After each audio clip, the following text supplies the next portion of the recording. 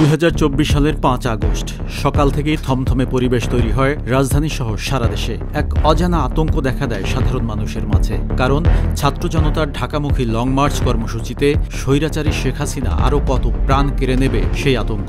বেলা বাড়ার সঙ্গে সঙ্গে কারফিউ ভেঙে রাজধানীর চারপাশে রাস্তা দখলে নিতে থাকে বিক্ষুব্ধ ছাত্র জনতা। পুলিশের সঙ্গে দফায় দফায় সংঘর্ষ শুরু হয় বিভিন্ন স্থানে। পুলিশের বন্দুকের মুখে বুক পেতে ঢাকার দিকে এগুতে থাকে মানব স্রোত। ঠিক সেই মুহূর্তে গণভবনে সব বাহিনী প্রধান ও শীর্ষ সহচরদের নিয়ে বৈঠকে বসেন শেখ হাসিনা। ছাত্র জনতাকে নির্বিচারে হত্যা করে ক্ষমতা টিকিয়ে রাখার বৈঠক। কিন্তু শেখ হাসিনার সিদ্ধান্তে বেঁকে বসে সেনাবাহিনী। লাশের উপর দিয়ে ক্ষমতা টিকিয়ে রাখার সিদ্ধান্ত কিছুতেই মানতে পারছিলেন না সেনাপ্রধান। তিনি তাকে সরাসরি পদত্যাগ করে দেশ ত্যাগের অনুরোধ করেন, কিন্তু তা কিছুতেই মানতে চাননি শেখ হাসিনা। ওদিকে জনস্রোত ক্রমেই ঢাকার ভিতরে ঢুকে পড়তে শুরু করে। যে কোনো মুহূর্তে তারা ঘেরাও করতে পারে গণভবন। এই আশঙ্কা থেকে শেখ হাসিনাকে বারবার দেশ ত্যাগের অনুরোধ জানান সেনাপ্রধান। কথা বলেন বোন শেখ রেহানা ও ছেলে সজীব ওয়াজেদ জয়ের সঙ্গে।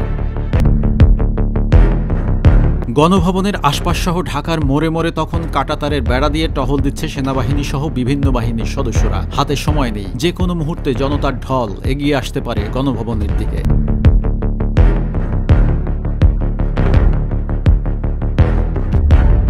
এমন পরিস্থিতিতে পদত্যাগ ও দেশত্যাগে রাজি হন শেখ হাসিনা।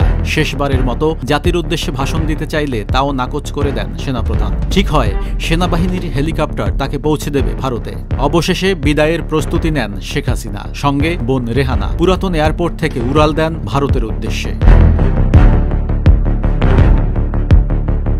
এদিকে ঘটনার সার্বিক পরিস্থিতি নিয়ে সেনানিবাসে তাৎক্ষণিক বৈঠকে বসেন সেনাপ্রধান। বৈঠকে প্রধান রাজনৈতিক দলের নেতাদের আমন্ত্রণ জানানো হয়। বৈঠক শেষে আনুষ্ঠানিক ব্রিফিং করেন সেনাপ্রধান ওয়াকারুজ্জামান। জানান শেখ হাসিনা পদত্যাগ করে দেশ ছেড়ে চলে গেছেন।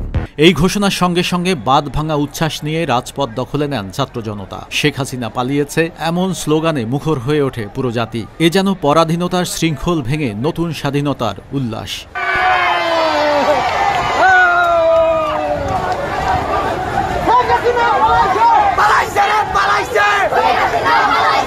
রাজপথ ছাপিয়ে অলিগলিতেও ছড়িয়ে পড়ে বিজয় মিছিল।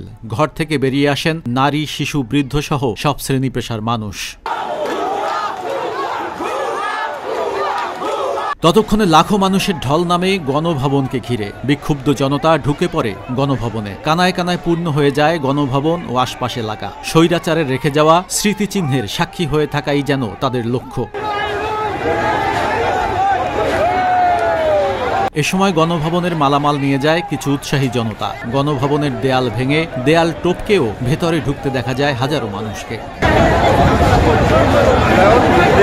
একই সময় প্রধানমন্ত্রীর কার্যালয়, সংসদ ভবন সহ বিভিন্ন স্থাপনা দখলে নেন বিক্ষুব্ধ জনতা। ভেঙে ফেলা হয় জনগণের টাকায় বানানো শেখ মুজিবের ভাস্কর্য। দিন গড়িয়ে সন্ধ্যা নামে, মানুষের ঢল যেন থামে না। দূর দূরান্ত থেকে দলে দলে মানুষ আসতে থাকে গণভবন দেখার জন্য। এভাবেই স্বৈরাচার শেখ হাসিনার পতনের মধ্য দিয়ে 5 আগস্ট হয়ে ওঠে দ্বিতীয় স্বাধীনতার ঐতিহাসিক দিন, বাঙালির আরেকটি বিজয়ের দিন। নয়ন মুরাদ, আয়না টেলিভিশন।